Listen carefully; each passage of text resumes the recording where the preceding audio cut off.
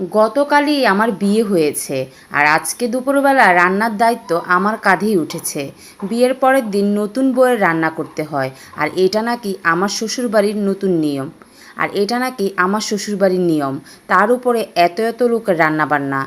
এমন না যে আমি রান্নাবান্না জানি না, তবে সেটা আমার শখের রান্না। আর শ্বশুরবাড়ির অগ্নি পরীক্ষার রান্না দুটো কিন্তু একদমই ভিন্ন জিনিস। দেখা যাক কী হয়। হঠাৎ করে পেছন থেকে কারো কথা শুনে আমি একদমই চমকে গেলাম। পেছনে তাকিয়ে দেখলাম আমার শাশুড়ি এসেছে। তখন আমার শাশুড়ি আমাকে বলতেছে, গো বৌমা, পারবি তো? তোর সবার সামনে বলবি যে তখন সবার সামনে বললি যে পারবি, তখন যদি বলতি যে পারবো না, তাহলে খুব একটা সমস্যা হতো না। আমি মাথা নিচু করে রইলাম। গতকালকে আমি এই বাড়িতে এসেছি আর আমার শাশুড়িকে দেখে মনে হচ্ছে খুবই রাগী একজন মহিলা। আর ওনার মুখে তুই শুনে আমার খুবই মেজাজটা খারাপ হয়ে গেছে।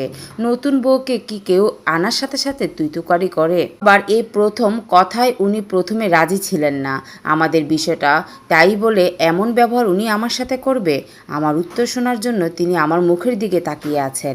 আমার কাছে জানতে চাইলেন আসলে কি আমার দ্বারা রান্নাবান্না সম্ভব কি না। আমার উত্তরে আগে তিনি বললেন, খুব বেশি রান্নাবান্না করার দরকার নেই। গরুর মাংসটা হাতে মাখিয়ে বসিয়ে দিস, আর একটা সবজি রান্না করিস, আর একটু পাতলা করে ডাল রান্না করে নিস। আর অনেক পাকাপোক্ত রাঁধুনিরাও কিন্তু পোলাও রান্না করতে পারে না। একটু মনোযোগ দিয়ে রান্নাবান্না করিস। তখন আমি ঠিক আছে বলে মাথাটা নাড়লাম। আমার শাশুড়ি রান্নাঘর থেকে চলে যাওয়ার সময় আমার চাচি শাশুড়ি পেছন থেকে ডেকে বললেন, আরে আরে, কাকে দেখি রান্নাঘরে? ছেলের বউয়ের জন্য রান্নাঘরে আজ পা পড়লো। ভাবি, কয়েক বছর ধরেই তো তুমি রান্নাবান্না করো না। তখন আমার শাশুড়ি বললেন, বউকে রান্না একটু সাহায্য করার জন্য এসেছিলাম। তখন আমার চাচি শাশুড়ি বললেন, বউকে তো রান্না করতেই হবে, তাহলে তুমি বউকে সাহায্য করতে এসেছো কেন?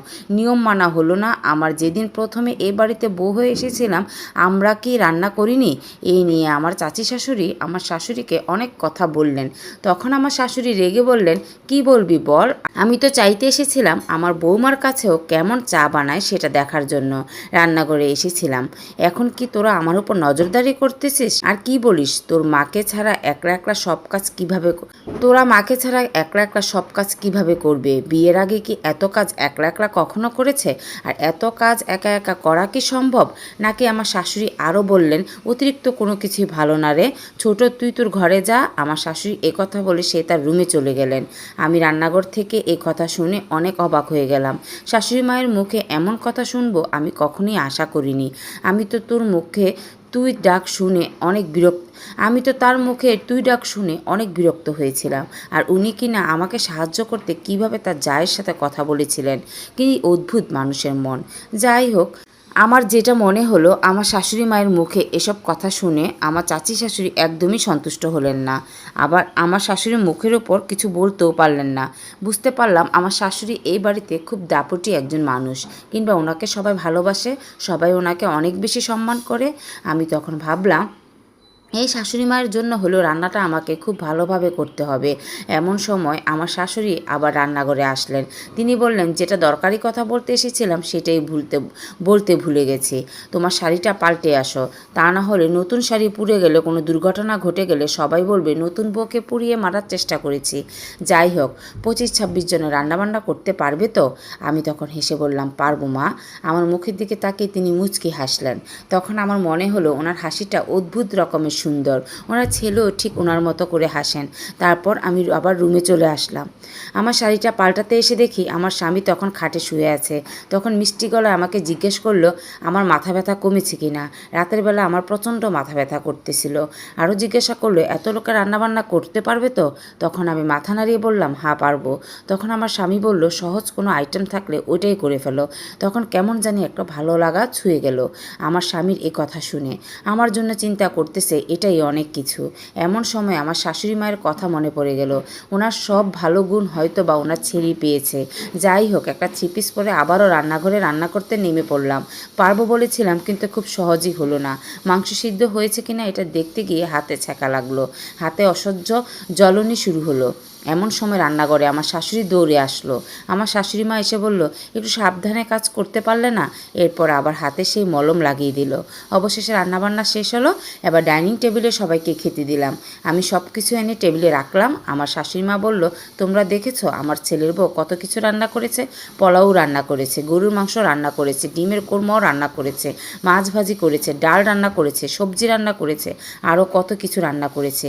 কি সুন্দর করে রান্না করেছে আমার ছেলের বউ। তখন আমার শ্বশুর অবাক হয়ে বললেন, তাহলে বড় হয়েছো, এত কিছু রান্না কিভাবে শিখেছো? কাজ শিখে রাখলে সবার জন্যই ভালো, এতে করে ছেলে মেয়ে কোনো কথা নেই। এরপর আমি তাকেই দেখি আমার শাশুড়ি মায়ের মুখে তৃপ্তি হাসি। আমার স্বামীকে দেখেও মনে হলো আমার স্বামীও অনেক খুশি। আমার শাশুড়ি সবার দিকে তাকিয়ে বললেন, নতুন বউ বাড়িতে আসলে যে পরের দিন তাকে রান্না করতে হবে এই নিয়মটা এই বাড়িতে থাকবে না। তখন সবাই অবাক হয়ে আমার শাশুড়ির মুখের দিকে তাকিয়ে রইল, কিন্তু আমার শাশুড়ির মুখের উপর কেউ কোনো কথা বলতে পারলো না। যাই হোক, আমার শাশুড়ি মা আমাকে সবার সঙ্গে খেতে বললেন, কিন্তু আমি বললাম আমি এখন খাবো না মা, আমি পরে খাবো। ঘামে ভেজা শরীর নিয়ে আমি এখন খেতে পারবো না, আমি গোসল করে ফ্রেশ হয়ে আসি। তখন আমার শাশুড়ি বলল, ঠিক আছে বৌমা, যাও তুমি গিয়ে গোসল করো, তারপরে এসো। আমি ওয়াশরুম থেকে ফ্রেশ হয়ে বের হয়ে বিছানায় শুয়ে পড়লাম। সারাদিন এত পরিমাণ কাজ করেছি, হাত পা ব্যথা শুরু হয়ে গেছে। আমার স্বামী খাবার টেবিলে বসে খেয়াল করলো আমি শুয়ে পড়েছি, তাই আমাকে ডিস্টার্ব না করে এক প্লেট খাবার আমার জন্য নিয়ে আসলো, কিন্তু কিছুতেই আমার খেতে ইচ্ছে করতেছে না। তখন আমার স্বামী আমাকে বলল সেও খায়নি। আমার স্বামী তখন বলল, আমার খুব খিদে পেয়েছে, আমি না খেলে সেও খাবে না। আমি উঠে বসলাম আর আমার দিকে খাবারের লোকমা বাড়িয়ে দিল। আর আমারও কী বা সাধ্য যে আমি মুখ বন্ধ করে রাখবো। তখন আমি হাঁ করে স্বামীর হাতে খাবার খেতে লাগলাম। এরপর